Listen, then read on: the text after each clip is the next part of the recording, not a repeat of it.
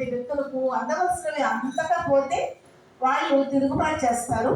ఆ తిరుగుబాట్లు కూడా చాలా రకాలు ఉంటాయని చెప్పి అరిస్టాటిల్ చెప్పడం జరుగుతుంది.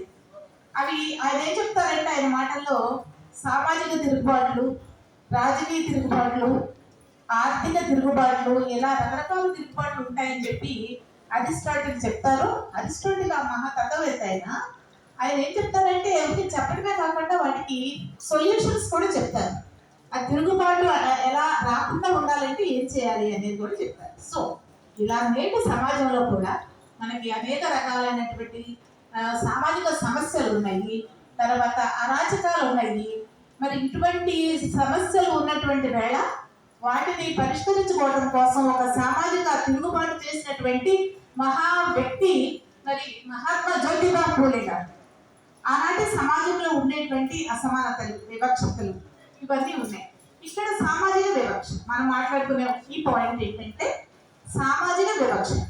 సమాజంలో కుల వివక్ష, ముఖ్యంగా కుల వివక్ష అనమాట. అయితే కొన్ని కులాలు గొప్పవని, కొన్ని కులాలు తక్కువని ఇలా ఆనాడు భావించడం వల్ల జ్యోతిబా ఫూలే కూడా నిమ్న కులంలో పుట్టడం వల్ల చాలా బాధపడ్డారు.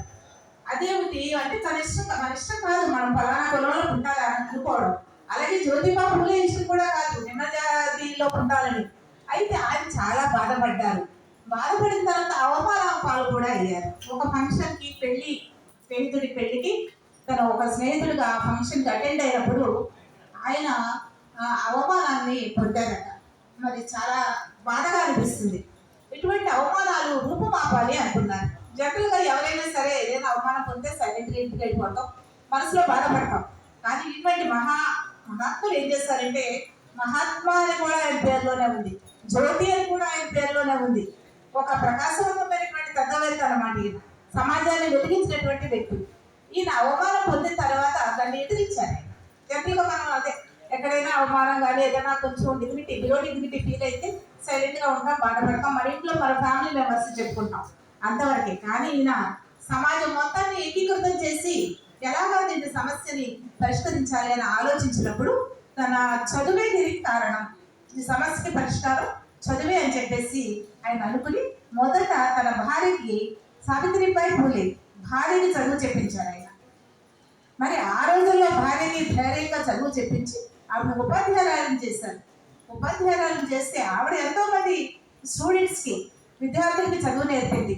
తర్వాత ఈయన అంతటితో ఆగిపోకుండా పోరాటాలు, అరిస్టాటిల్ చెప్పినట్టుగా సామాజిక విప్లవం, సామాజిక పోరాటం చేసి ఎక్కడైతే వివక్ష ఉందో అక్కడ ఖండించడం.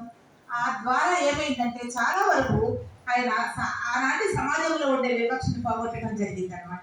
మరి ఈ చిన్న అంశాన్ని, ఈ చిన్న సందేశాన్ని మీరు ఆదరిస్తారని తెలుపుకుంటూ శుభాకాంక్షలు తెలియజేస్తాను.